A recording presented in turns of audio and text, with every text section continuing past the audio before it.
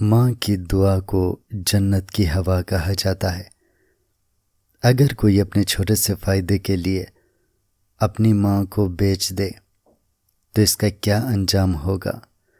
بزرگوں سے سنا تھا کہ جیسا کرو گے ویسا بھرو گے۔ پھر انہی بزرگوں نے قوم کی ماں کو بیچ دیا، اور پھر جو ہوا وہ سب کے سامنے ہے۔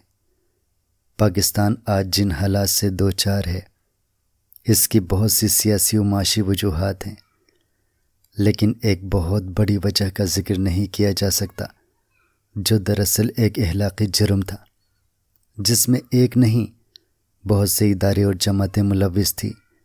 یہ جرم تھا 1965 کے صدارتی الیکشن میں کچھ بزرگ سیاستدانوں کی طرف سے مادر ملت محترمہ فاطمہ جناح کے ساتھ کیا جانے والا دھوکہ۔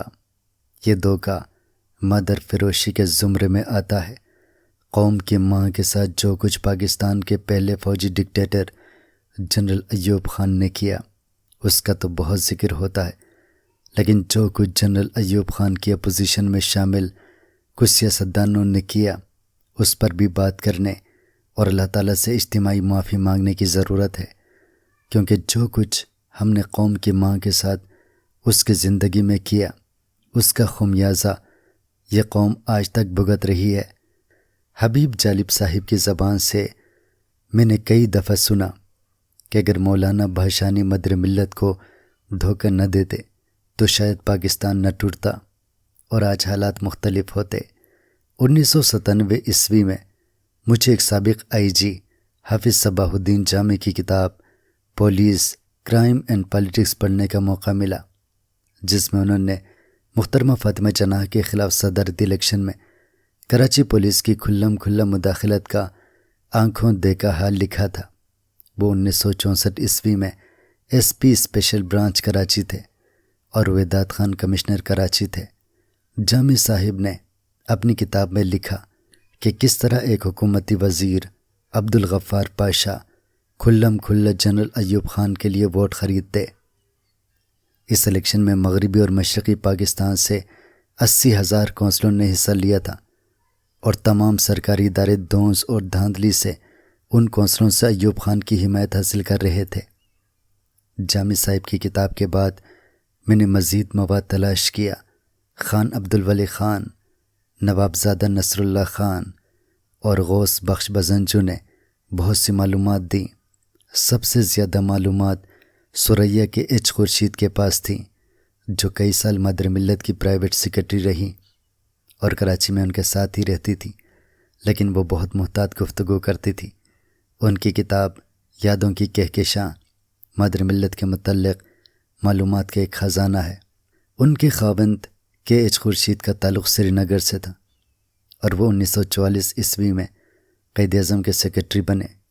قیام پاکستان کے بعد کے ایچ خورشید کچھ اہم کشمیری رہنماؤں کے لیے بانی پاکستان کا پیغام لے کر سری نگر گئے اور وہاں گرفتار ہو گئے۔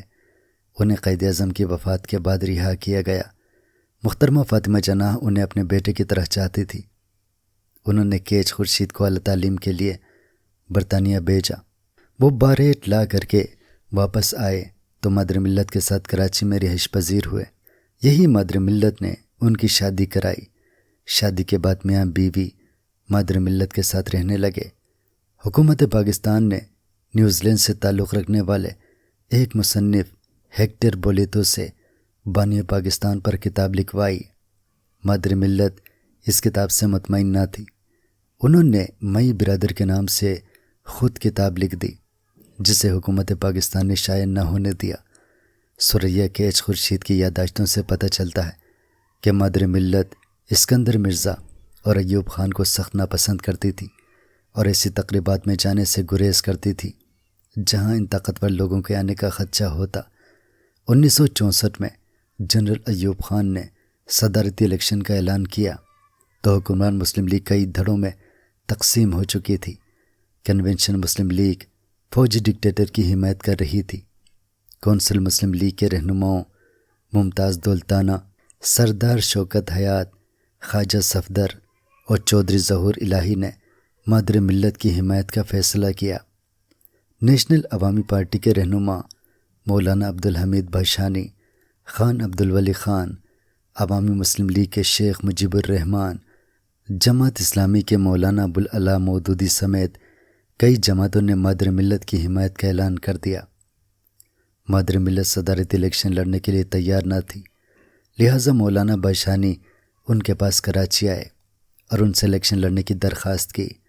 مولانا بھاشانی کو مادر ملت تحریک پاکستان کے زمانے سے جانتی تھی، لہٰذا انہوں نے الیکشن لڑنے پر آمادگی ظاہر کر دی۔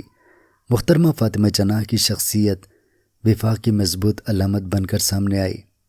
ملک کے مشرقی حصے میں بھاشانی اور شیخ مجیب ان کے پیچھے کھڑے تھے، مغربی حصے میں ولی خان اور غوث بخش بزنجو سے لے کر خیر بخش مری اور مولانا مودودی ان کے پیچھے کھڑے تھے۔ کیچ خورشید مادر ملت کے الیکشن مہم کے انچارج اور دھمکیوں کی زد میں تھے۔ جنرل ایوب خان نے فیئر اینڈ فری الیکشن کے بجائے خفیہ اداروں اور پولیس کے ذریعے دھاندلی اور مار دھاڑ شروع کر دی۔ پنجاب میں مادر ملت کے جلسوں پر جگہ جگہ غنڈے چھوڑے گئے۔ بلوچستان میں مادر ملت کے پولنگ ایجنٹوں میر جعفر خان جمالی اور غوث بخش بزنجو کو گرفتار کر لیا گیا۔ کچھ مولویوں نے عورت کی حکومت کے خلاف فتویٰ جاری کیا تو مفتی محمد شفیع نے مادر ملت کے حق میں فتویٰ دے دیا۔ مشرقی پاکستان میں شیخ مجیب الرحمان نے مادر ملت کے بڑے بڑے جلسے منعقد کرائے، جس سے جنرل ایوب خان لرز گیا۔ یہ وہ موقع تھا جب مولانا بھاشانی نے 40 لاکھ روپے کے عوض مادر ملت محترمہ فاطمہ جناح کا سودا کر لیا۔ انہوں نے ایوب خان سے پیسے لے کر مادر ملت کی انتخابی مہم کو اپنے زیر اثر علاقوں میں ٹھنڈا کر دیا اور 2 جنوری 1965 کو انہیں ووٹ بھی نہ ڈلوائے۔ نیب کی قیادت کو فوراً مولانا بھاشانی کی غداری کا پتہ چلا۔ نیب کے 3 رہنما میاں محمود علی قصوری، خان عبدالولی خان اور ارباب سکندر اس معاملے کی تحقیقات کے لیے پہلے ڈھاکہ اور پھر مولانا کے گاؤں پنچ بی بی پہنچ گئے، اور طویل بحث کے بعد مولانا بھاشانی نے تسلیم کر لیا کہ انہوں نے چو این لائی کی درخواست پر ایوب خان کی مدد کی۔ بہاوالہ دستان خانوادہ میاں محمود علی قصوری، شیخ مجیب نے ڈھاکہ اور چٹاگانگ میں مادر ملت کو جتوا دیا تھا، لیکن باقی علاقوں میں بھاشانی نے مادر ملت کو ہروا دیا۔ مادر ملت مشرقی پاکستان سے اکثریت حاصل کر لیتی اور الیکشن جیت جاتی تو شاید پاکستان نہ ٹوٹتا۔ ایوب خان نے الیکشن جیت کر پاکستان کو ہروا دیا۔ اس جرم میں پاکستان کے سول و ملٹری بیوروکریسی کے سب سے بڑے سہولت کار مولانا بھاشانی تھے، جنہوں نے قوم کی ماں کو بیچ دیا۔ جو قوم اپنی ماں کو بیچ دے وہ کبھی خیر نہیں پا سکتی۔ اس لیے ماضی کے سنگین جرم پر آج ہمیں مل کر اللہ تعالیٰ سے اجتماعی معافی مانگنے کی ضرورت ہے۔ حامد میر۔